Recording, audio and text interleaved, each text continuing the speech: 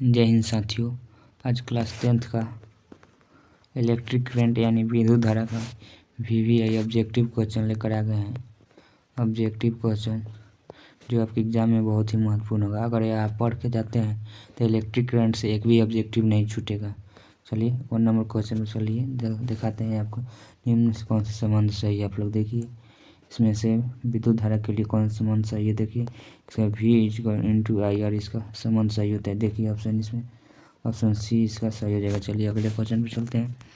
प्रतिरोध के सही मात्रक है, बहुत आसान होता है। प्रतिरोध के सही मात्रक जो होता है आपको बता दें हम ओम होता है।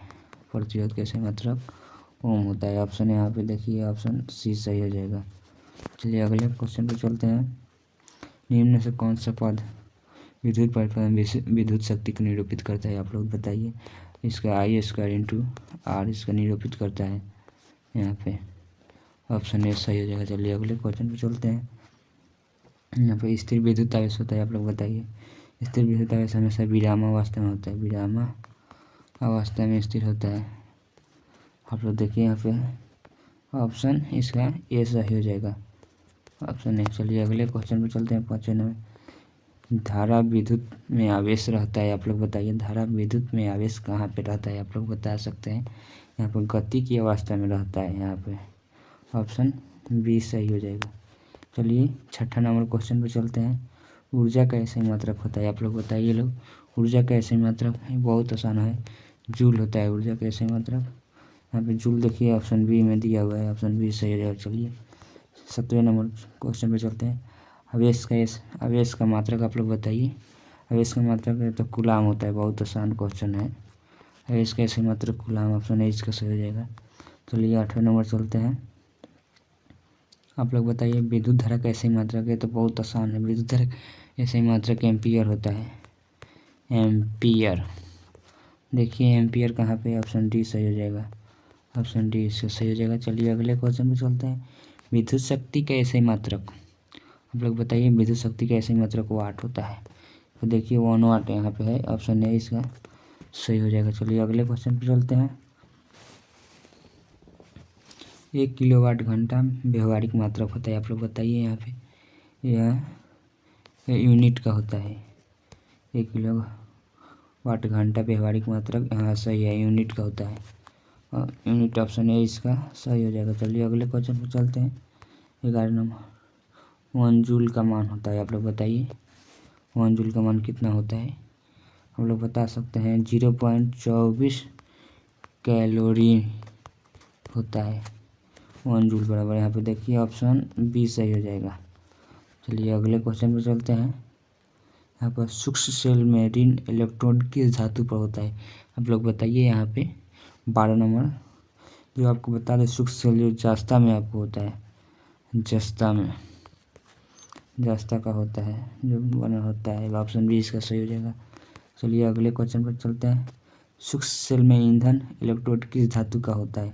लोग बताइए सूक्ष्म सेल में ईंधन धातु की धन इलेक्ट्रॉन किस धातु का बना होता है। आप लोग बताइए लोग। 13 नंबर का यह कार्बन का बना होता है। यहाँ पे ऑप्शन तो यहाँ पे आंसर आपको दिखाई देती है, कार्बन का बना होता है। चलिए 14 नंबर 1 वोल्ट कहलाता है। आप लोग बताइए लोग 14 नंबर का 1 वोल्ट 1 जूल प्रति कूलाम होता है इसका। यहाँ पे ऑप्शन देखिए कहाँ पे है, ऑप्शन बी इसका सही हो जाएगा। चलिए 15 नंबर चलते हैं। यहाँ पर विभवांतर मापने वाला यंत्र को क्या कहते हैं। आप लोग बताइए। विभवांतर मापने वाले को वोल्ट मीटर कहते हैं। बहुत ही आसान क्वेश्चन है। वोल्ट मीटर कहते हैं। विभवांतर जो मापता है उसको वोल्ट मीटर कहते हैं। चलिए 16 नंबर किसी कुंडली का प्रतिरोध ज्ञात करने का सूत्र आप लोग बताइए। कुंडली का प्रतिरोध आप ज्ञात कीजिएगा तो इसका हो जाएगा V × IR से इसका कुंडली का प्रतिरोध ज्ञात किया जाता है। देखिए ऑप्शन सी नहीं ऑप्शन बी सही हो जाएगा इसका। यहाँ पे देखिए अब यहाँ पे ऑप्शन बी इसका सही हो जाएगा। चलिए अगले क्वेश्चन पे चलते हैं। 17 नंबर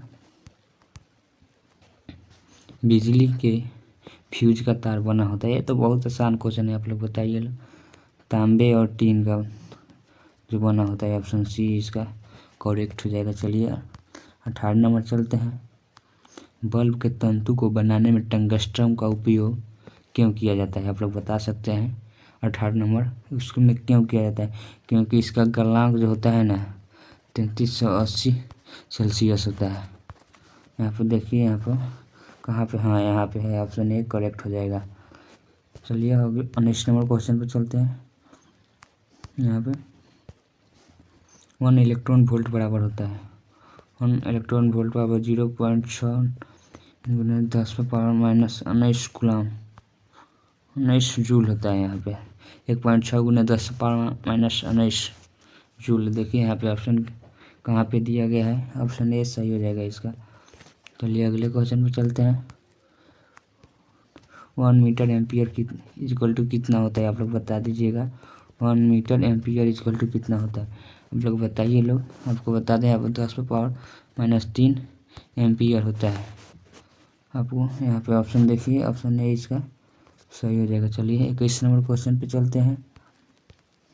यहाँ पे देखिए 1 म्यू एम्पियर 1 म्यू बता दें आपको 1 म्यू एम्पियर इक्वल टू कितना होता है? आप लोग बताइए 21 नंबर सवाल का। यहाँ पे होता है, इसका डबल होता है 10⁻6 एम्पियर -6 होगा। देखिए यहाँ पे ऑप्शन, यहाँ पे देखिए किस ऑप्शन में है। यहाँ पे ऑप्शन डी इसका सही हो जाएगा। ऑप्शन डी 10⁻⁻6 होता है। यहाँ पे देख लीजिएगा। चलिए 22 नंबर क्वेश्चन में चलते हैं। यहाँ पे आंसर दिखाइए दिए आप लोगों को। चालक में इलेक्ट्रॉन तभी गमन कर सकता है जब चालक का अनुदिश होगा। आप लोग बताइए। 22 नंबर विद्युत दाब में अंतर होने के कारण। आप लोग यहाँ पे ऑप्शन बी इसका सही हो जाएगा। चलिए 23 नंबर चलते हैं। अगर क्यू आवेश विभवांतर V से प्रवाहित हो तो किया गया कार्य। आप लोग बताइए 23 नंबर का।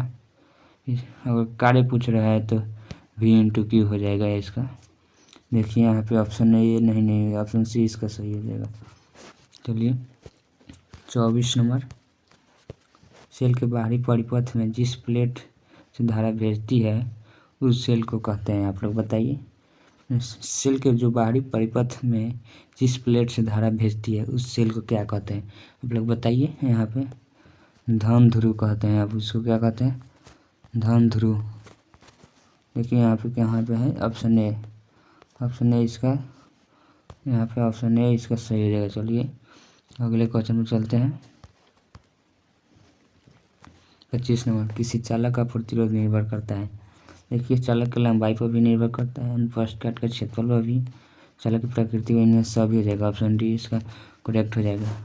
चालक की लंबाई होती है, जो चालक की लंबाई और उसके क्षेत्रफल में प्रकृति सब पर उसका प्रतिरोध निर्भर करता है। चलिए 26 नंबर।